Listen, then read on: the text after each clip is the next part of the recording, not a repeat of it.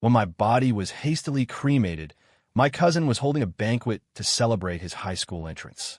My parents were beaming, and my older sister and girlfriend were both congratulating him.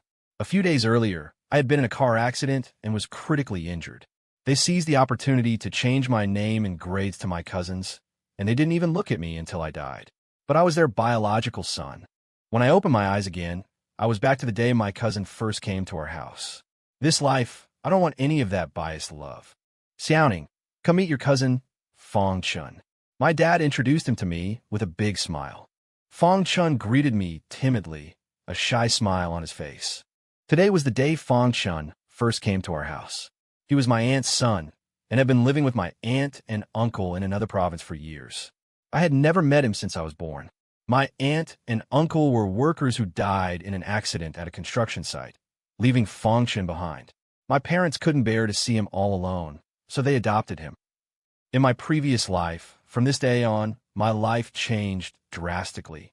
I lost the love and affection from my parents and was forced to give everything to this cousin I had never met. Toys, room, best friends, girlfriend. Whether it was people or things, he took them away from me one by one. In the end, I had nothing, not even my life, and my college entrance examination scores became my cousin's. Seeing that I didn't speak, Fong Chen's eyes immediately turned red, and he said with tears in his eyes, "Brother Xiaoning doesn't seem to like me. I should go. It's better than staying here and annoying people." My mother immediately hugged him with a heartache. "Chun, don't go. Xiaoning is being insensible. Xiaoning, say hello." My dad scolded me. "Is this how you act as an older brother?" My sister also said, "Xiaoning, Chun is a guest. Be polite to him. Don't disappoint me." They said exactly the same things as in the previous life. In my previous life, I was only 14 years old at this time. I didn't know how to control my emotions, and I was easily angered by him. I told him to stop pretending, but I was scolded by my parents. Afterwards, my cousin tried to coax me in a sarcastic way. I angrily kicked him out and was docked a month's allowance. After he came, my parents only favored him and would no longer care about my feelings. I didn't understand until I died why my parents didn't love me, but instead poured all their love on my cousin. Was it because his parents died and he was very pitiful? Was it because he was 3 months younger than me? Was it because he would cry? I was their biological son. Did they know that since Fong Chun came, I became the orphan whose parents died? Even with thousands of unreconciliations in my heart, at the moment of my death, they all vanished. These feelings I should not have asked for. In my previous life, I was so eager to get the love of my parents and sister that I was mentally drained and wasted a lot of time on meaningless things. This life, I don't want any of that biased love. I want to study hard, earn a good future for myself, save my life and grades, and leave this home as soon as possible. I put on a fake smile. "Chun, hello." Fong Chun was a little surprised by my reaction, but he quickly calmed down. He looked around for a moment, and his eyes locked on the car model on the coffee table. He exclaimed, "That car is so cool.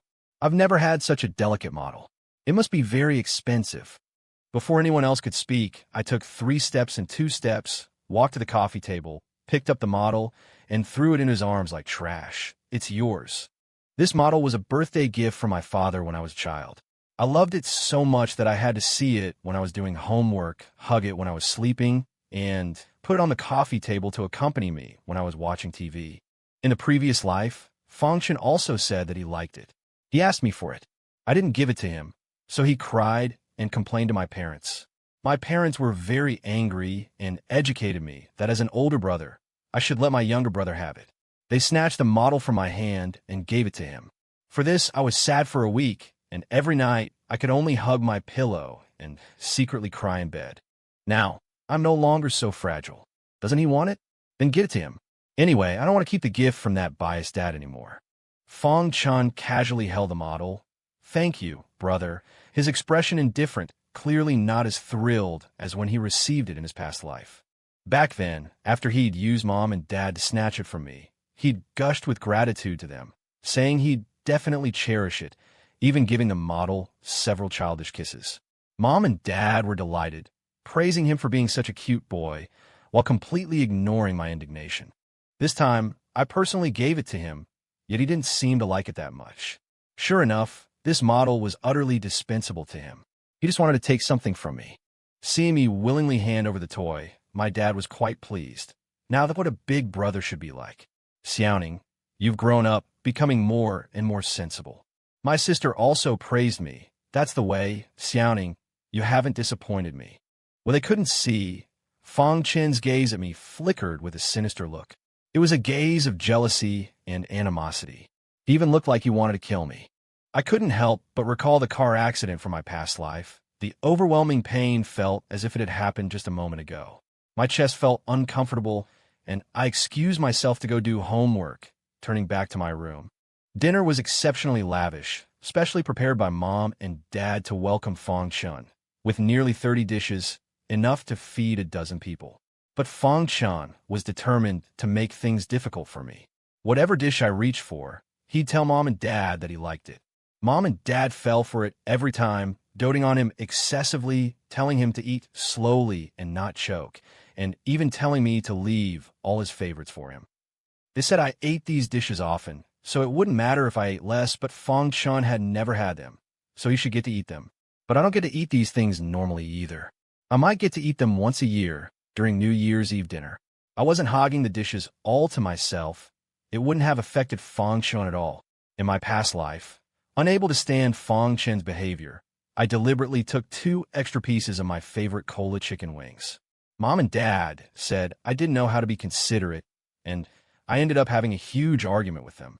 The argument escalated until I was red in the face, and my furious father slapped me, telling me to get away from the table and that I wasn't allowed to eat.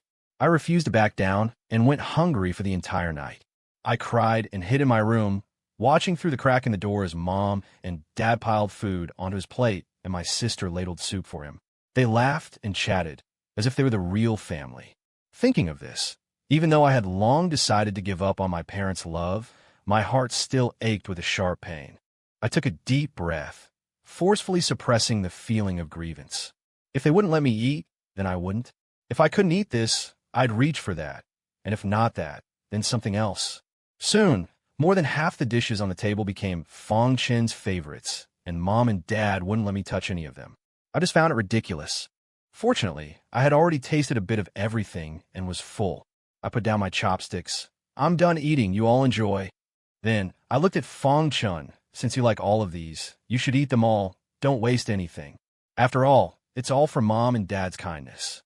Fang Chen understood the hostility in my words and viciously stabbed his chopsticks into his rice. Back in my room, I could still hear Fang Chen's voice. Uncle, does Xiaoning really not like me? He seems to want me to stuff myself to death. My dad came to his senses, shaking his head. Sigh, Xiaoning, he's throwing a tantrum again. I praised him for nothing at noon. My mom put a chopstick full of food on his plate. Don't pay him any mind. Eat more, you're so thin. Fang Chen wiped his tears. Uncle, Annie, you're so good to me, just like family. Can I call you Mom and Dad from now on? I'll treat you like my own parents and take good care of you. My parents beamed. Of course you can. From now on, we're your real parents. I indifferently locked my door, shutting out the scene of their blissful harmony. From this day on, Fang Chen officially moved into our house and, bolstered by my parents' indulgence, began to compete with me for possessions, much like in our previous life. However, my mindset was completely different this time. He felt his room was too small and mine was larger, so he wanted to switch rooms with me. In our previous life, I vehemently refused, warning him not to even think about it, but I ultimately succumbed to the relentless pressure from my parents and sister. This time, I remained calm, making no fuss or showing any anger. I quietly packed my belongings and simply let him have a room. I had a game console that he didn't, and he wanted mine. In our previous life, I refused to give it to him, so he complained to my parents. In the end, the console was smashed by my father during an argument. Afterward, my father bought him a new one as compensation, but I received nothing. This time, I gave it to him directly. He immediately lost interest, treating the console like a mere model, tossing it under the bed and never touching it again. I fulfilled all his unreasonable demands, and he secretly called me a fool who didn't know how to fight for things. That's right, I simply wouldn't fight. I wanted him to feel like he was punching cotton. In this life, although I still gave up things without the accusations from my parents and sister, my days were much more peaceful. Their bias could no longer affect my mood for studying.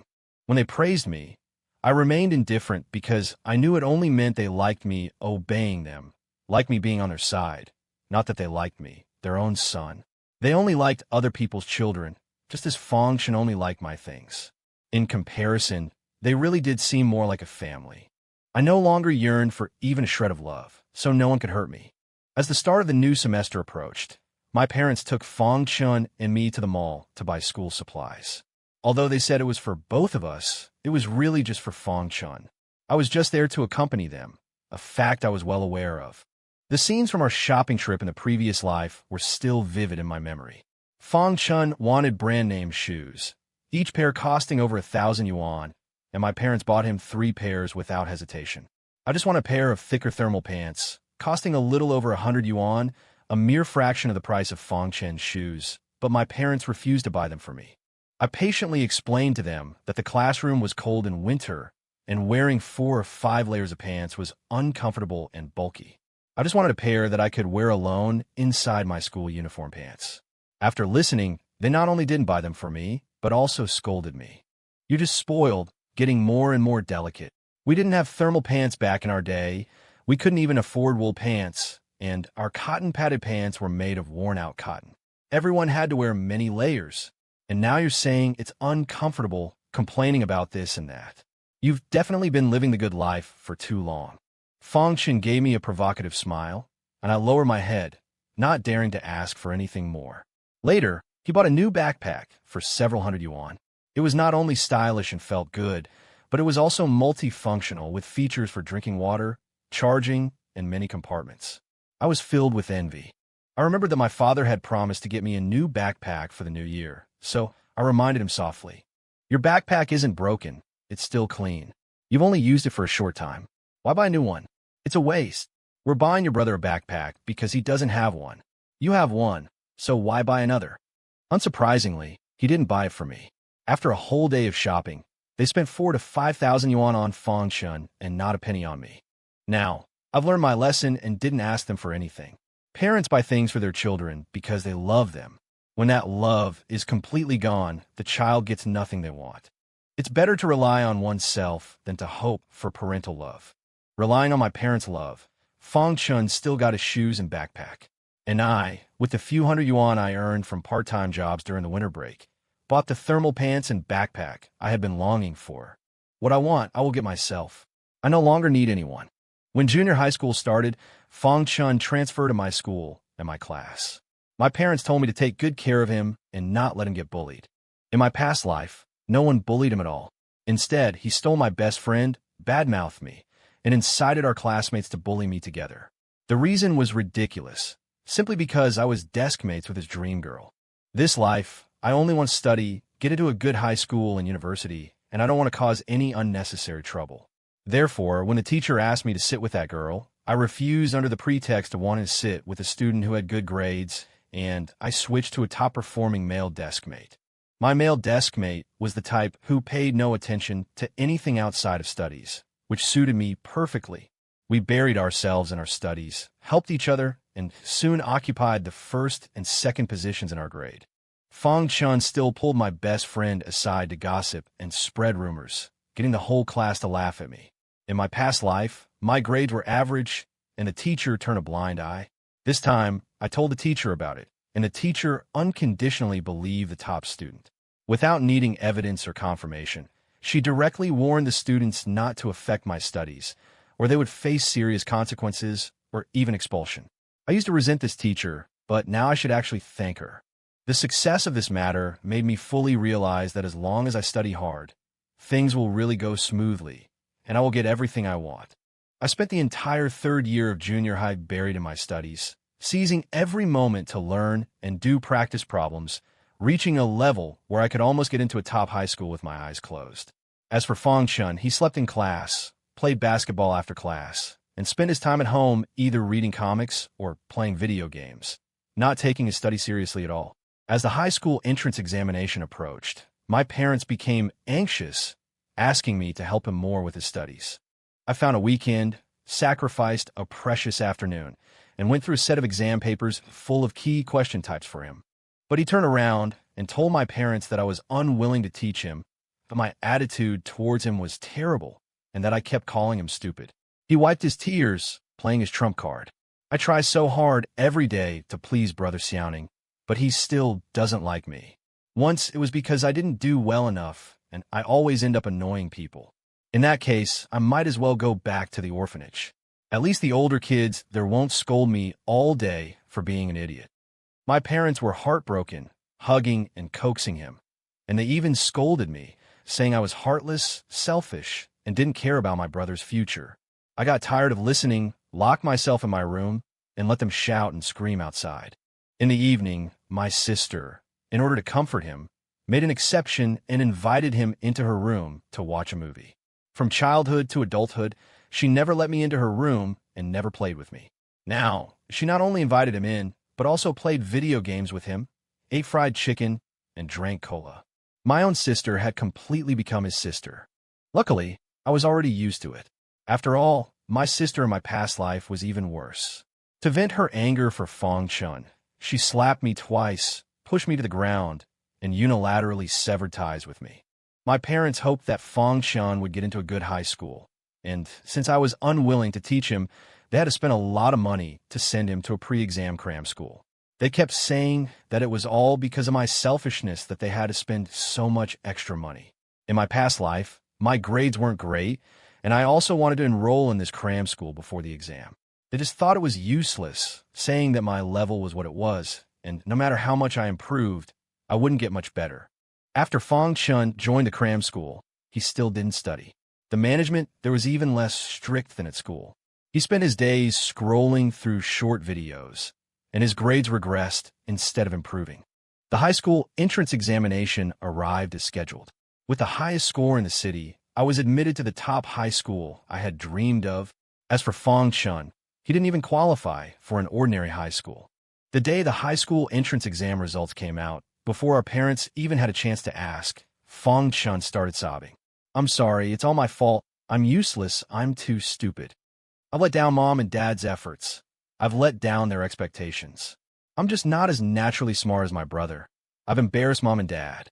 Someone as useless as me really doesn't deserve to be Mom and Dad's son along with my brother. I'll just leave. Thank you, Mom and Dad, for taking care of me all this time.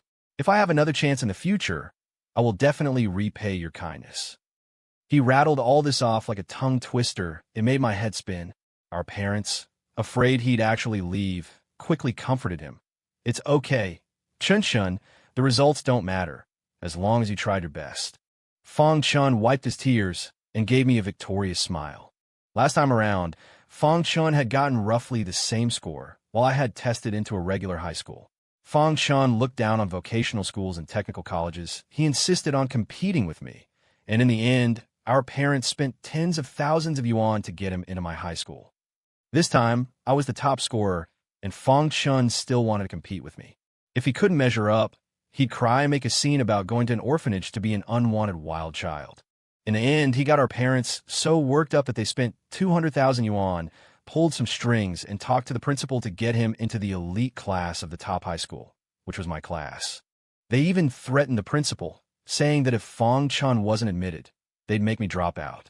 The principal, in order to keep me, his star student, made an exception and let him enroll under the guise of an art student. At first, I didn't know, until the rehearsal for the opening ceremony speech, when the principal gave me a subtle look and mentioned Fong Chun. I realized what had happened. I didn't want to be used as a means for Fong Chun's enrollment, and I certainly didn't want him to affect my normal high school life. I was furious and questioned my parents about why they did this, but they turned it around and blamed me. "Your grades are so good. You're the top scorer in the whole city. Can't you even help your brother a little? How did I give birth to such a selfish son? If your brother gets into a top high school, wouldn't that make you look good too? You're not half as good as Chun Chun. You're useless at everything except studying. We won't be able to rely on you in the future." I already knew they didn't love me, but this broke my heart once again. During the vacation before school started, I worked during the day and studied high school courses at night, so busy that I had no free time for anything else. Fong Chun, on the other hand, spent all his time hanging out with his shady friends, often coming home in the early hours of the morning. He also occasionally hung out with my sister and her friends. My sister often bragged to her friends that her brother was the top scorer in the high school entrance exam, deliberately misleading them, confusing the facts, so that her friends all thought Fong Chun was the top scorer. Fong Chun never corrected them, intentionally letting them misunderstand, enjoying the countless envious gazes. This whole family was rotten to the core. All I could do now was study hard and prepare for my future independence. This high school had a policy that the top-ranked students in the entrance exam received a scholarship every semester. Their tuition and fees were waived, and they also received 1,000 yuan per month in their meal cards. After my parents found out, they stopped giving me pocket money, thinking I had plenty of money and it was enough. Fong Chen's pocket money, on the other hand, increased by several hundred yuan. He used the money to show off to me, claiming that everything I had would eventually be his, whether it was money, parents, or life. I looked at him coldly. If you have the ability, then try. That night, he went to our parents and cried again. Dad, brother said I stole his money. Is that true? I'm sorry, I didn't know that getting pocket money came at this cost. In that case, I don't want any money, not a single penny. It can all go to brother. I was wrong. I shouldn't have taken brother's things. I should just leave. Otherwise, no matter what I get, brother will think I deliberately took it from him. To comfort him, our parents gave him another 1,000 yuan in pocket money. I watched them silently, smiled slightly, and played the recording of him bragging to me earlier. Fong Chen's face changed in an instant. Mom and Dad looked puzzled. Chun, this is... Fong Chun screamed like mad and pounced on me to snatch my phone. I raised my hand and slapped him hard across the face, the crisp sound echoing throughout the room. He was stunned at first, and then he roared hysterically. You damn beast, how dare you hit me? Do you want to die? Chun. My dad snapped at him. He realized that he had lost his composure and immediately returned to his pitiful appearance, explaining with tears in his eyes. My brother doesn't like that I can get pocket money, but he can't, so he forced me to say those things, recorded them to blackmail me, and made me give him half of the money every month, otherwise he would play it to Mom and Dad. I didn't expect my brother to lie to me. As soon as I gave him the money, he played it for you. I thought my brother just didn't like me a little bit, and I've been trying to please him, but I didn't expect him to dislike me so much that he wanted to make Mom and Dad misunderstand me. Ooh, it's all my fault. I'll leave now and never disturb your family of 3 again. As soon as my parents saw him crying, they would soften their hearts and turn to blame me. Why are you bullying your brother? Isn't it just because we didn't give you pocket money? You earn so much from your part-time job every month, and you have so many scholarships, and you have 1,000 yuan on your meal card. Do you still need us to give you money? Can you spend that much money in a month? Are you planning to use this money for something else? Drinking and clubbing? Or buying luxury goods? You're not learning anything good at such a young age, and you're not giving us any peace of mind. Okay, Chun, don't cry. If your brother bullies you again in the future, just tell Mom and Dad will stand up for you, okay? Fong Chen nodded aggrievedly. Okay, I understand. Thank you, Mom and Dad. I laughed out of anger. Who spends more money? Who drinks and goes clubbing? Who buys luxury goods? Who is the bully? Do you really have no idea in your hearts? I have always not cared, not resisted, but it does not mean that I will not care, will not resist. I just need to study, and I don't have time to bother with you. If you like him, just treat him like your own son. I won't disturb your happy family, and you shouldn't use my name to swindle and deceive people outside. After I turned and left, I could still hear their whispers. This child is really raised for nothing, and he dares to talk back to us. His wings are really hardened, and he doesn't treat us like parents. That's right. I wish Chun was my own son. He's so well-behaved and obedient. How nice. He can go wherever he wants. Anyway, I won't give him any money, no matter how much he acts up. It's all because he's disobedient. I close my eyes. Forget it, let it be. I shouldn't expect my parents to change for the better. After this incident, I moved out of the house. The school assigned me a single dormitory with a private bathroom, and I didn't have to go home on weekends and holidays. As an outstanding student, I was able to receive many preferential treatments. After school started, although Fong Chan was still a classmate, my life was much smoother because I was far away from my parents and sister. In addition, I was the key protection object of the principal, director, and teachers, so Fong Chun didn't dare to find fault with me at all. We acted like we didn't know each other, and the number of times we spoke was very few. Fong Chun and I looked alike, but because I wore black-rimmed glasses and Fong Chun dressed exquisitely and fashionably, we looked very different. Without saying, no one could tell that we were related by blood. In the eyes of our classmates, he was a rich young master with generous spending, and I was a bookworm who knew nothing but studying. My deskmate was called Chi-Mo, a lively and beautiful girl. Her high school entrance examination score was the second highest in the city, 1 point lower than mine. I buried myself in my studies all day and didn't communicate much with her. Even though she always told me jokes when she had nothing to do, I just found it boring and never laughed. Until one day, she suddenly asked me, "Fong Chun is your brother, right?" I remained outwardly calm. "Why do you ask?" She studied me for a moment, then simply said, "Just a feeling." I breathed a small sigh of relief internally, and with a stern face, I emphasized, "Well, your feeling is wrong." She smiled and said nothing further. Later, I found out what was going on. Fong Chun was pursuing her. The reason wasn't that he liked her, but because she had once spoken up for me. Since the start of the semester, Fong Chun hadn't dared to bully me openly, but he often slandered me behind my back to our classmates. Numerous rumors about me circulated around the school. They believed that I was Fong Chun's family's adopted son, kicked out by my parents for stealing money, and forced to live in the school dormitory. Fong Chun, enduring immense pressure, had entered the school only because he couldn't bear to be apart from me and wanted to repair our relationship.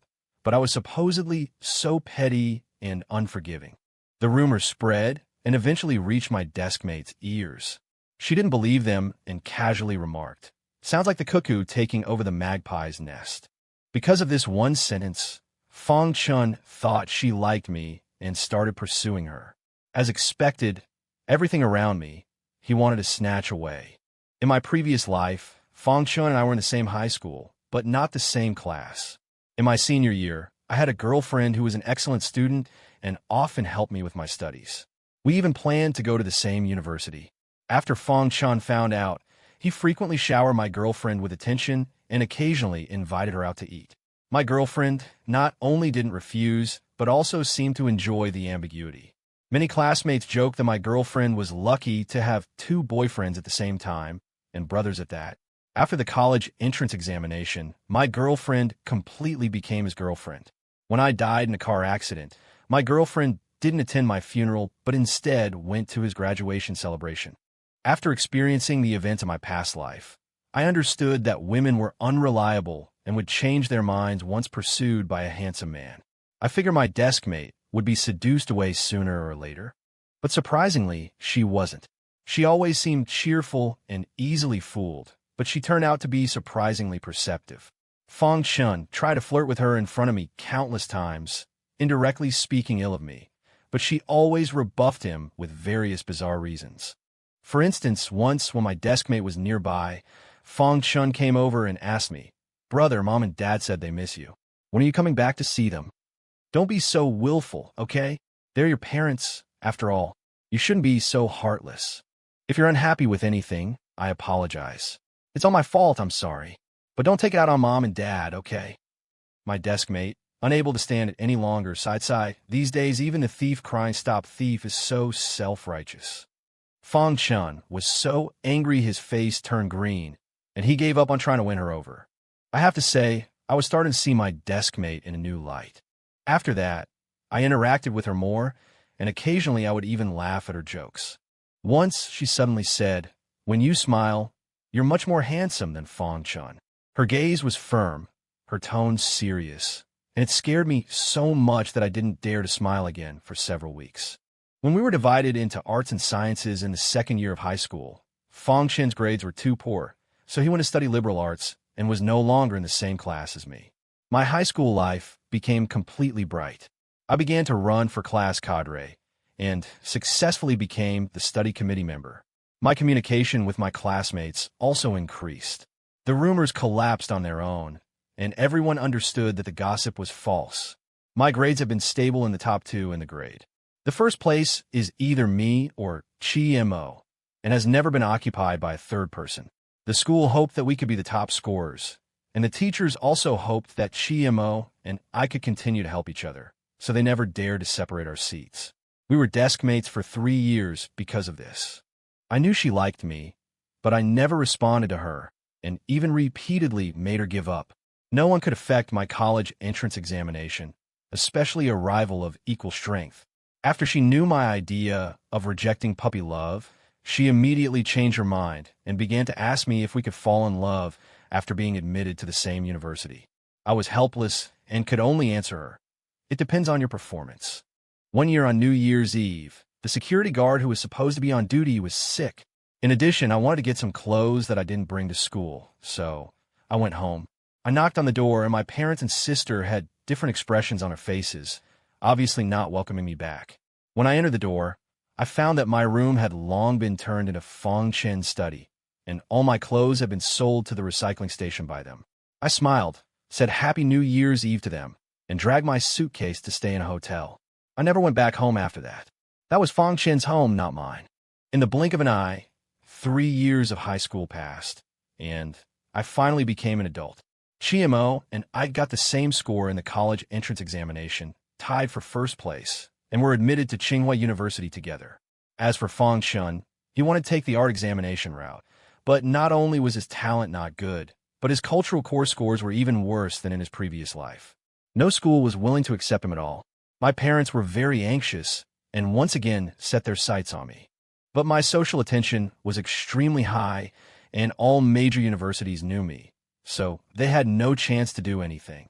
They couldn't bear to see Fong Chen fail to get into university, so they found the principal again as my parents, hoping that Fong Chen could take advantage of my light and go to Tsinghua University with me.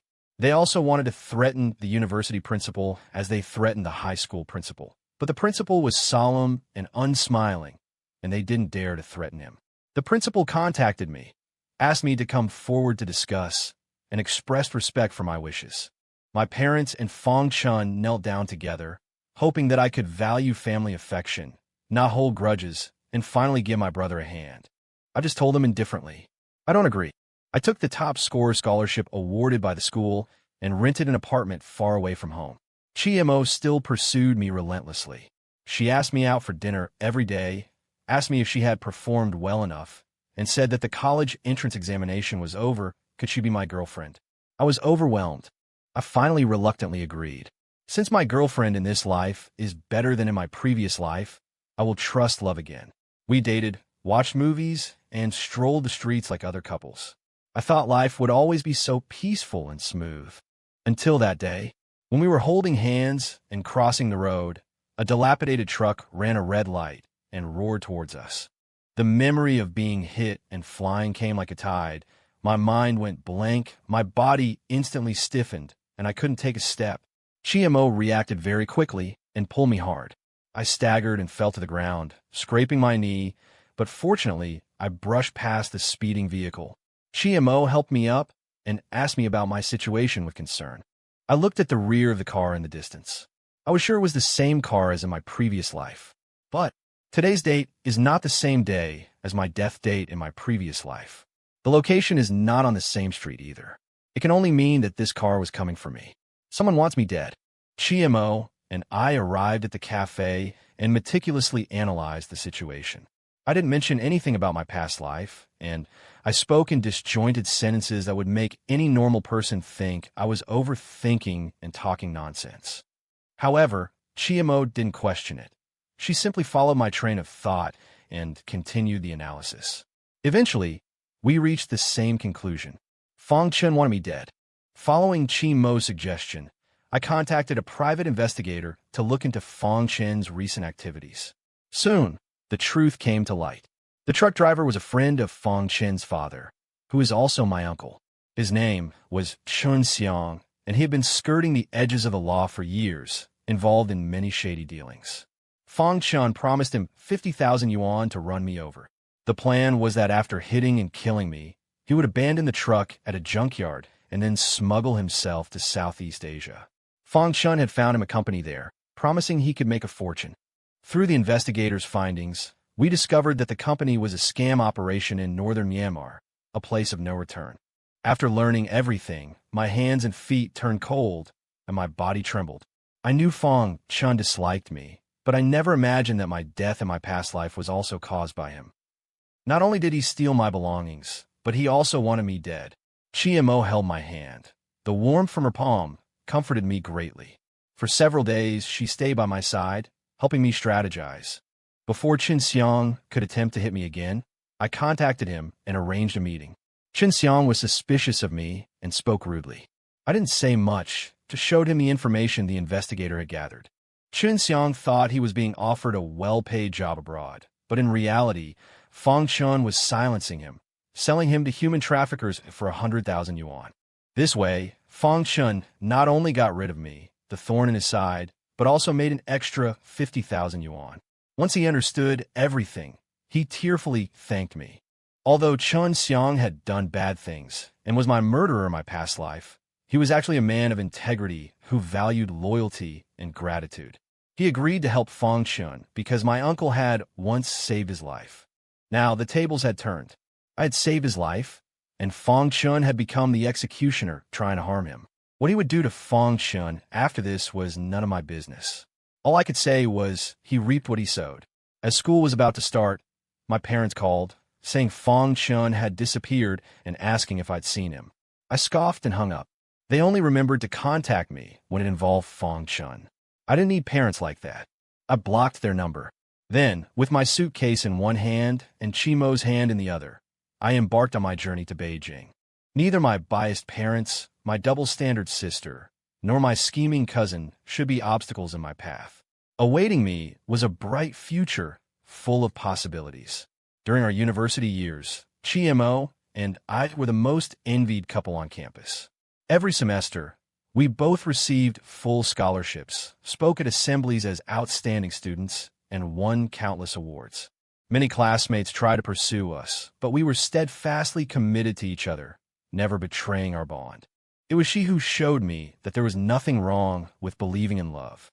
As long as you love the right person, every day is sunny. Later, I accidentally learned about Fang Chen's situation from relatives and classmates. He had been sold to northern Myanmar by Chun Xiang and was frequently abused. The scam gang squeezed his value dry while demanding ransom from my parents. My parents, worried sick, sold their house and car to raise money, borrowing from everywhere, even resorting to loan sharks. After spending millions, they finally managed to buy him back. Although he returned, he was ruined. He was missing a kidney. His body was covered in festering sores and maggots. One leg was broken, and he was completely deranged, hitting and biting anyone he saw. My parents spent a lot more money on his medical treatment and were constantly hounded by creditors. Once, desperate, they came to the university to find me, hoping I could help them. I transferred 300,000 yuan to them. Thank you for the first 14 years of raising me. This money is what I've saved from scholarships and part-time jobs over the years. This is all I have, there's no more. I hope that for the rest of your lives, you will leave me alone. I don't owe you anything anymore. They wept bitterly, knelt on the ground, kowtowed, and begged me to give them another chance, to let me be their son again. They even promised to abandon Fang Chun and only acknowledge me as their son. I never looked back. Back at the library, my chest felt heavy and tight. Mo sat beside me, quietly accompanying me. She held my hand. Don't think about it. It's all in the past. I looked at the birds flying in the distance. Yeah, it's all in the past. The end.